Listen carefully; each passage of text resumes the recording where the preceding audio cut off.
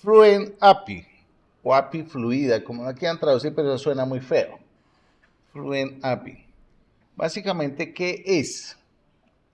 Dice que dentro de las definiciones que da Microsoft sobre Fluent API, dice que es un enfoque avanzado y expresivo para configurar nuestros modelos de datos. ¿En dónde? En el Entity Framework. Mediante código C#. Mediante código C#. Donde su estilo, su nombre proviene de fluyente o fluido. De escritura en el que los métodos se encadenan entre sí para formar configuraciones mucho más legibles. Quiere decir que de esta manera nosotros podemos estructurar nuestro código mucho más fácil. Podemos configurar nuestras entidades o nuestros modelos de una manera mucho más fácil. Entonces, para esto él utiliza cierta sintaxis, la cual ustedes se tienen que aprender. Donde, por ejemplo, si yo quiero renombrar tablas o columnas, aquí tenemos un método llamado toTable. Tenemos acá algo que se llama hasColumnName, que se utiliza para especificar los nombres de las columnas. Que si yo quiero crear llaves primarias o compuestas, defino con hasKey.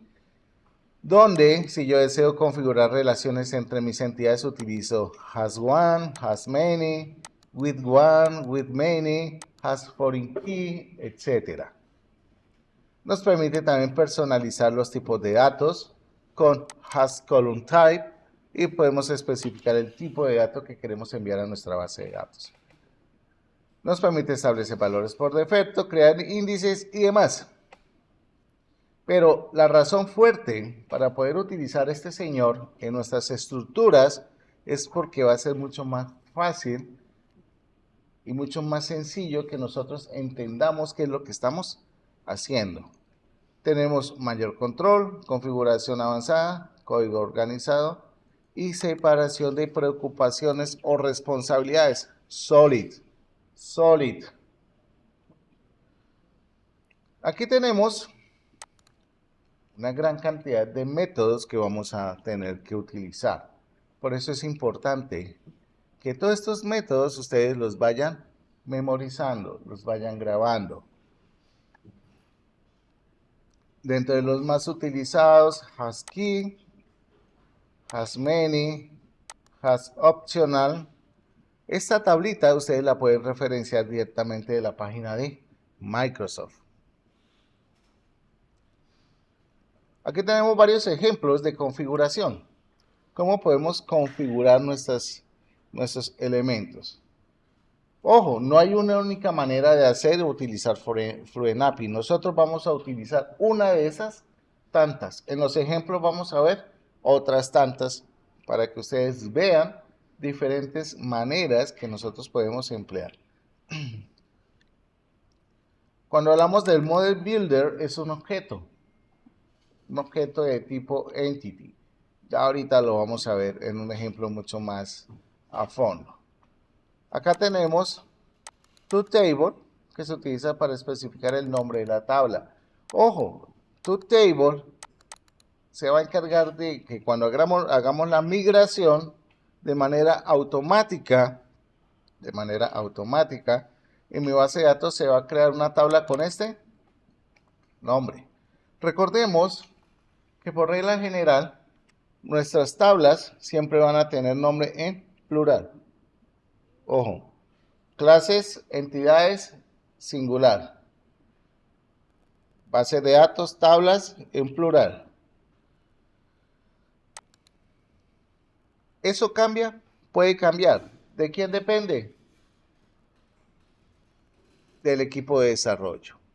Depende de las políticas que se tengan de desarrollo en cada una de las organizaciones. Puede ser que en una organización digan no, que las tablas van en singular también. Bueno, lo que pasa es que normalmente uno lo hace plural, singular o singular, plural, para poder diferenciar, esto es una clase, este es el nombre de la tabla. Por ejemplo, ¿cómo podemos configurar nuestra llave principal? ¿Cómo podemos tener una llave compuesta? Cuando hablamos de una llave compuesta, es esa llave que es foránea en dos tablas, es decir, cuando tenemos una tabla intermedia. Pero como les digo, hay diferentes maneras de hacerlo. Acá podemos tener la configuración de índices. Importante, si yo quiero crear indexación en mis atributos, lo puedo hacer. Aquí tenemos el Model Builder. Aquí tenemos la entidad, Entity, el nombre de la entidad, qué propiedad o columna quiero indexar y las anotaciones. Esto es en caso de que yo quiera hacer atributos indexados dentro de mi base de datos. Recordemos que los índices en bases de datos son muy importantes y ustedes lo deben tener totalmente ya claro porque ustedes lo vieron dentro de su módulo de bases de datos. Tenemos, si queremos configurar contenido Unicode, si queremos configurar los tipos de datos en nuestra base de datos, si queremos definir la longitud máxima que va a tener nuestros atributos y demás. A ver, ¿qué tenemos por acá? Acá tenemos algunas opciones donde estoy definiendo, por ejemplo, si el atributo es requerido o no. Si yo quiero definir la longitud máxima, si yo quiero tener de pronto algún atributo con precisión como los decimales, por ejemplo, para definir el precio de algo, si quiero tener un tipo de dato, entonces acá has column type, que si quiero tener valores por defecto, es decir, tengo un atributo que me permite, por ejemplo, definir mi base de datos, en este caso el create add, que por defecto va a tener la fecha en este formato y que se va de manera automática, cuando se inserte un dato, va a tomar la fecha del sistema. Acá, este señor has default value SQL, pues básicamente me va a permitir ejecutar una expresión SQL, por ejemplo, qué sé yo, llamar una función específica del motor del sistema gestor, llamar un procedimiento almacenado, una función, un disparador, si se puede, y así sucesivamente. Todo esto son atributos que nosotros vamos a ir utilizando en la medida que vamos construyendo nuestro proyecto. Restricciones. Recordemos que en bases de datos nosotros manejamos algo que se llaman los constraints o las restricciones. Una restricción es una regla que voy a imponer a un atributo. En este caso, único y chequeado. Recordemos que un constraint único no significa que es una llave principal. Lo que me va a representar ese constraint es que el valor contenido en ese atributo o en esa columna no se va a poder repetir. Y el check se utiliza específicamente cuando necesito colocar una condición para que ese valor se pueda insertar dentro de una columna. Ejemplo, si yo tengo una columna de edad y no quiero que la edad sea menor a un año, pues tengo que especificar en un check que por favor la edad sea mayor o igual a 1. Aquí por ejemplo tenemos lo siguiente. Aquí estoy definiendo el nombre como único y por acá tenemos este señor donde estoy definiendo un constraint. .hash check constraint, donde le estoy diciendo que el constraint es de productos. Ese es el nombre que quiero que tenga. Y donde quiero que el stock debe ser mayor o igual a 0. ¿Okay? No puede ser menos 1 ni menos 10.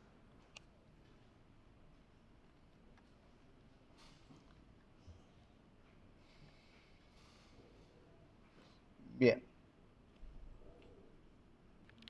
Bueno, entonces, Aquí viene un apartado que es bastante interesante al momento de que nosotros trabajemos con C# y con nuestros EDMs. Y es cómo podemos establecer relaciones entre nuestras entidades. Lo primero que debemos hacer es establecer la relación uno a uno, en este caso para el tipo de relaciones. Tenemos usuario y perfil de usuario. Normalmente un usuario tiene un solo perfil dentro de nuestro programa, digámoslo así. Para esto, pues definimos los atributos. Recuerden que siempre vamos a definirlos con el nombre de la clase referenciada y el nombre del objeto o el atributo que vamos a tener. ¿Cómo se hace con Fluent API? Tenemos acá una clase que se llama User Configuration. Normalmente, siempre vamos a establecer la configuración en uno de estos dos señores, no en ambos, porque no vamos a tener una relación bidireccional. Cuando yo lo establezco en una sola entidad o en un solo archivo de configuración, es unidireccional. Un usuario tiene un perfil de usuario. Y fijémonos que acá tenemos el constructor o un método constructor de configuración, configure. Y dentro de este señor tenemos un Entity Type Builder que me va a permitir poder establecer cuál es la clase. ¿Se acuerdan que allá en los ejercicios anteriores decía Builder no sé qué? Y teníamos entre el símbolo de diamante el nombre de la tabla. Pues resulta que eso cambió. Para eso lo hacemos de esta manera. Tenemos el archivo de configuración, el método de configuración. Debemos especificar el Entity Builder, el usuario y el objeto. Por lo general, pues, en los ejercicios que vamos a hacer siempre le vamos a colocar el nombre Builder. Es como lo más estándar que se trabaja hoy en día. Si ustedes le quieren cambiar el nombre, pueden cambiarlo. Importante que la clase de configuración siempre va a heredar de Entity Type Configuration y el nombre de la entidad o de la clase. Tenemos que este señor tiene una relación de 1 con el perfil de usuario. Y acá vamos a especificar, ojo con esto, el 1 a 1. Y donde vamos a tener una llave foránea en donde en User Profile. Y mi llave foránea va a ser User ID. Quiere decir que cuando se ejecute la migración, se debería crear una llave foránea llamada User ID, que ese es el nombre que va a tomar. Tenemos una relación de 1 a muchos. Ojo, acá lo estamos haciendo con una lista. También lo podemos hacer. Pero la recomendación es que siempre lo hagamos con colecciones. Es mucho más eficiente. ¿Okay? Aquí tenemos list order detail. Donde tenemos los detalles. Creamos la instancia hacia la clase de order detail. Y donde vamos a establecer la relación. Fijémonos acá. Tenemos tanto la llave, el atributo foráneo, como la relación inversa. Es importante, por favor, que mantengamos este orden. Primero va el foreign key y luego va la relación inversa. Yo no puedo tener acá order ID y quantity, porque si no él va a tomar quantity como la llave foránea. Ojo con esto. ¿Y cómo se establece con Fluent API la relación? Has many con órdenes. Le decimos que va a tener una llave foránea.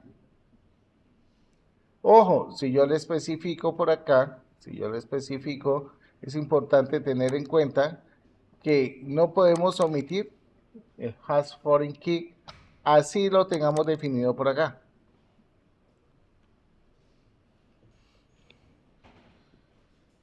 Tenemos una relación de muchos a muchos, que es muy común encontrarlas en nuestras bases de datos. En este caso, estudiante-curso. Un estudiante puede tener muchos cursos y un curso puede tener muchos estudiantes. Entonces, ¿cómo se puede representar dicha relación? Aquí lo tenemos. Many, many. Has many with many. Donde tenemos un join table.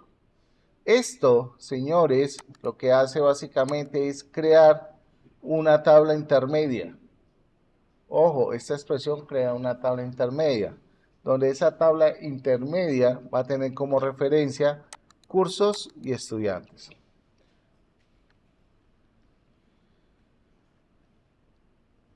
Acá tenemos una relación muchos a muchos con tabla intermedia, a diferencia de esta.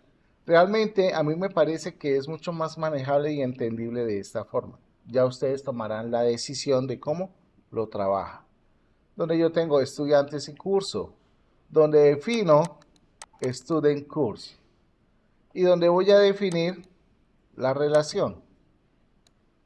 Normalmente dice la regla, cuando usted tenga una tabla intermedia y en esa tabla intermedia vivan únicamente las relaciones foráneas, es decir, las dos llaves compuestas, pues no necesita hacer una clase intermedia. Hágalo con el join table. Pero si tiene atributos adicionales, pues hágalo de esta forma. Realmente yo soy muy partidario de hacerlo siempre de esta manera, así solamente tenga dos atributos, porque créanme que más adelante van a hacer otro atributo. ¿Y cómo se configura esto? Se configura de la siguiente manera. Student Course, donde Student Course va a tener específicamente esa relación, donde estoy especificando la relación de muchos a muchos con mis dos tablas, y donde estoy definiendo la llave principal compuesta. Le estoy diciendo que la llave principal compuesta va a ser Student ID y Course ID. Entonces, de esta manera nosotros podemos obtener esa tabla intermedia. Y créanme que lo van a tener que hacer. Importante, nosotros tener definidos el DB Context. Para que nuestras entidades pertenezcan al ecosistema del ORM, debemos vincularlas al DB Context. ¿Cómo se hace esto? Esto se hace utilizando la colección DBSet, donde voy a especificar el nombre de la entidad. Por lo general, el atributo siempre va en plural. Siempre va en plural. Aquí tenemos 3 líneas de código que me van a permitir poder llamar la configuración de cada una de mis entidades. Esto se hacía antes. Ahora, de una forma mucho más automática, simplemente le estoy diciendo, oiga, vaya y tome la clase base que se llama OutModelCreated, reciba Model Builder y ejecute de manera automática todos los archivos de configuración que estén dentro del ensamblado. Cuando hablamos del ensamblado estamos hablando del programa. Entonces, de esta manera nosotros diseñamos y creamos nuestros DB Context. Ese DB Context es muy importante porque sin él nosotros no podemos establecer ninguna operación con nuestras bases de datos. Nos vamos a encontrar dentro de nuestros proyectos algo que se llama los repositorios. Los repositorios son muy importantes en este punto porque son, digamos, ese puente que nos va a permitir a nosotros podernos comunicar. Básicamente, ¿qué es un repositorio? Dentro del concepto de API REST, un repositorio es la clase o componente que actúa como un intermediario entre la lógica de negocio y la capa de datos. Cuando hablamos de la capa de negocio estamos hablando del dominio. Cuando hablamos de la intermediario es nuestro... Dame un segundo, por favor. Cuando estamos hablando de nuestro intermediario de nuestra capa de aplicación, es muy importante porque nosotros o nuestros desarrollos se van a basar en una arquitectura limpia, que es arquitectura hexagonal con vertical slicing. Ya ahorita la vamos a ver, para que la entiendan. Y los que estuvieron pendientes por ahí del repositorio, yo subí y cargué un proyecto base. Tenemos algo que se llama los repositorios genéricos, que para nivel de academia es algo fantabuloso porque nos ahorra escritura, pero a nivel de producción es la práctica más mala que existe. ¿Por qué? Porque nos va a generar una dependencia muy alta, un acoplamiento. Entonces, nosotros podemos definir un repositorio genérico que contenga operaciones base para todas mis entidades. Operaciones bases como ¿qué? Agregar registro, encontrar un registro, obtener un registro de manera sincrónica a partir de una expresión linku, ¿ok? De una expresión linku, hacer actualizaciones, hacer eliminaciones. Cada uno de estos elementos, el objetivo es decir, bueno, tiene usted ese repositorio lo va a poder heredar en cualquier lado. Pero eso hoy en día ya no se da. Lo que se da es que por cada una de las entidades tengamos un repositorio por separado. Cada una de esas entidades va a tener una implementación de ese repositorio. Entonces, ¿cómo funciona en la vida real? Tenemos esto, que es la definición de los contratos. Definición de contratos. Recordemos que entre la programación orientada a objetos, esto es un concepto fundamental. Donde después de definir los contratos tenemos que implementarlos. ¿Cómo los vamos a implementar? Pues creando una clase, en este caso sería una clase llamada Provider Repository, la cual implementa de la interfaz de repositorio. Que recordemos que la implementación no es nada más ni nada menos que darle vida y estructura a cada uno de esos contratos. Pero es que para poder funcionar yo necesito tener el DB Context, donde ese DB Context es el puente que me va a permitir comunicarme con el exterior, con mi fuente de datos.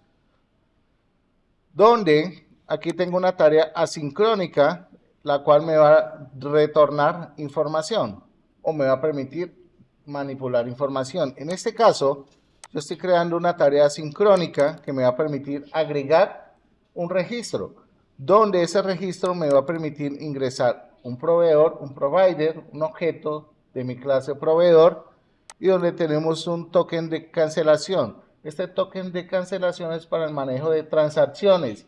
Quiere decir que si algo sucede en la comunicación con mi fuente de datos, este señor cancela y no se van a guardar datos basura en la base de datos.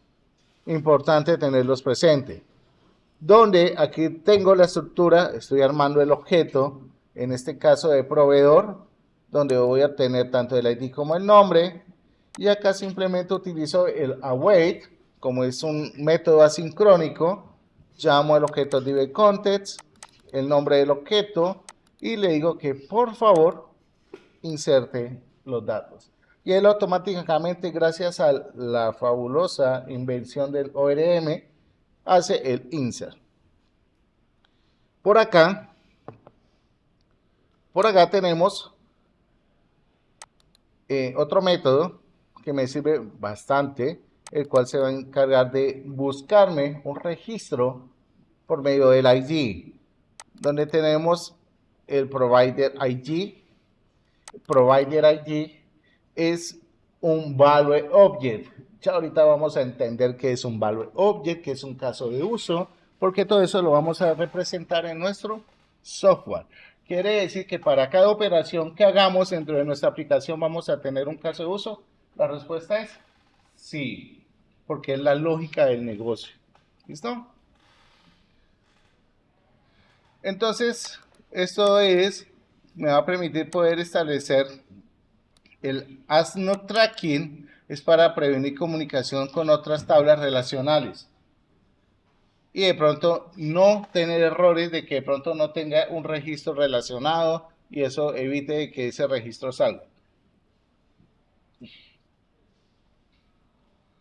Acá simplemente estoy verificando que si la entidad está vacía, pues retorne un vacío.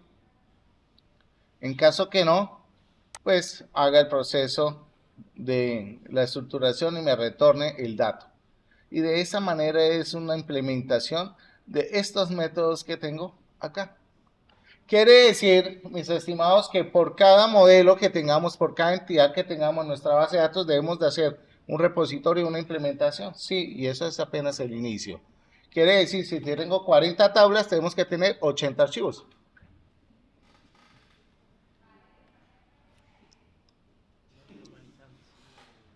No, es que aquí no se trata de normalización. Aquí se trata de trabajo. Tenemos el patrón de la unidad de trabajo. En el Entity Framework, la unidad de trabajo juega un papel muy importante, ya que nos va a permitir a nosotros poder realizar tareas de consolidar llamados, digamos, en múltiples entidades y eso nos va a ahorrar un montón de recursos. Básicamente, ¿qué podemos decir de la unidad de trabajo? Básicamente, la unidad de trabajo es un patrón de diseño de comportamiento que tiene un final. ¿Cuál final? Gestionar transacciones y coordinar la escritura de cambios en la base de datos. Prácticamente podemos decir que es como un orquestador, en términos generales. Básicamente, la unidad de trabajo se encarga de rastrear cambios, coordinar escritura y garantizar la atomicidad. Quiere decir que todas las operaciones se cumplan o que ninguna se cumpla. ¿Ok? Importante. Aquí tenemos un ejemplo de unidad de trabajo. Donde la unidad de trabajo igual tenemos una interfaz. Donde esa interfaz estamos definiendo un método de Save Change Async, que es el que se va a encargar de ejecutar todos los procesos de guardado de datos y actualización de datos en mi base de datos. Luego tenemos la implementación, donde la implementación va seguida de la interfaz y definimos estos elementos. ¿Esto va a cambiar? No, por lo general no cambia.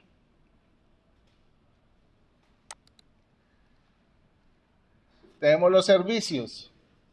Los servicios son papel súper importante, básicamente porque nos van a permitir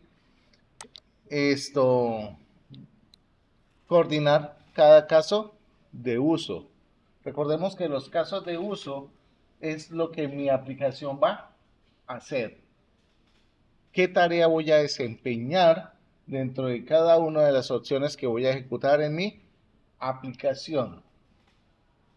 ¿Cuál es la responsabilidad que tenemos en los servicios? Encapsular casos de uso. Ojo, no representa una tabla y no debería limitarse a exponerse con el debe ser. Tenemos acá un ejemplo de un servicio, donde ese servicio, pues tenemos una interfaz llamada Create Async, donde tenemos acá la implementación de ese servicio, donde ese servicio implementa el DB Context y tenemos las tareas. Básicamente el servicio juega el rol más importante de todo, porque el servicio es el que se va a encargar de ejecutar lo que nosotros necesitamos obtener. Ejemplo, miremos acá. Tenemos la creación donde estoy recibiendo un DTO, donde ese DTO va a contener información del estudiante, donde primero lo que voy a hacer es a verificar si un estudiante existe. Fijémonos que estamos utilizando LINQ. Estamos usando LINQ de método de consulta. Ya se los dejo a ustedes en su análisis. Entonces, si existe, pues simplemente lo que voy a hacer es a lanzar una excepción de operación inválida. ¿Para qué? Para que el programa me dé un error y me diga que el correo ya existe. En caso de que no, pues reestructure el estudiante y luego sí haga el proceso de guardado. Por último, le estoy diciendo, oiga, retórneme un DTO. Pero, profe, ¿por qué retorna un DTO? Porque la tarea sincrónica me está diciendo que voy a retornar un DTO. ¿Y qué son los DTOs? Los DTO básicamente son objetos de transferencia de datos, donde esos objetos de transferencia de datos se van a encargar de procesar información. ¿Procesar de qué manera? Realmente, si lo queremos ver de esta manera, es un DTO se utiliza para mapear los datos de una clase real. Cuando hablamos de mapear es qué datos quiero exponer y qué datos no quiero exponer en un determinado momento. Ejemplo, yo tengo un usuario donde tengo clave, donde tengo correo electrónico y digamos que tengo una consulta donde quiero listar todos los estudiantes o los usuarios, pero no quiero que esa consulta muestre ni la contraseña ni el correo. Yo puedo mapear con un DTO y personalizar la salida y decirle, venga, no quiero que me lleve estos datos. Y de esa manera es que nosotros prevenimos el uso de información innecesaria. ¿Qué nos permite evitar? Overposting. ¿Qué es eso? Dice cuando el cliente envía más campos de los que debería. Microsoft, ¿qué dice? Use DTOs para limitar qué propiedades se reciben y cuáles se devuelven.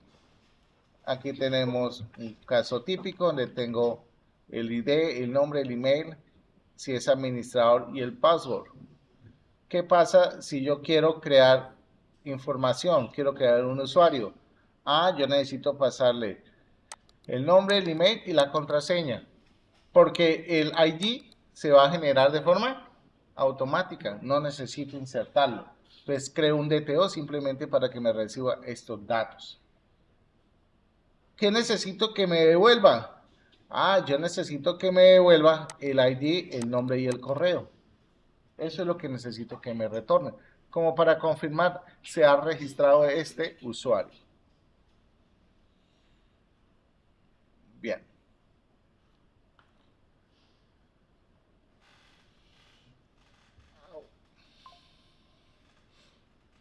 Tenemos esta entidad de ejemplo. ID, nombre y correo. Donde tenemos un constructor. Entonces, donde ese constructor recibe cierta información. Yo puedo tener un DTO. Normalmente, los DTOs se crean como registros de comando. Es una costumbre hacerlo. Esto es nuevo. Normalmente uno lo hace con una clase. ¿Cómo es mejor? De las dos maneras. De las dos maneras es muy práctico. Aquí tenemos un ejemplo de cómo podemos transformar datos en un momento dado. Yo puedo tener una clase, fijémonos que se llama Student Mapper, donde esa clase se va a encargar de mapearme los datos que vienen de un DTO a mi objeto de clase y de mi objeto de clase a un DTO. Miremos acá. A entidad me recibe el DTO. ¿Cuál sería el DTO? El que teníamos por acá arriba, ¿cierto? ¿Dónde está? A ver, ¿dónde está? ¿Dónde está? Este. Nombre, correo electrónico y password. Pero ¿qué me dice el mapper to the to entity? Me dice, listo. Usted necesita el ID, pero el ID se lo voy a generar de forma automática. Entonces, este método, new good ID, lo que hace generar es ese ID randómico. Y lo que hace es agregar el nombre y el correo. Eso es lo que hace. Luego le digo, venga, cuando haga un select o una consulta, porque quiero buscar el usuario por, qué sé yo, por ID, yo necesito que me devuelva el ID, el nombre y el correo. Entonces necesito que ese DTO que está entrando me lo convierta, perdón, que esa entidad que está entrando me la convierta el DTO para poder mostrar la data transformada. Entonces lo hago de esta forma.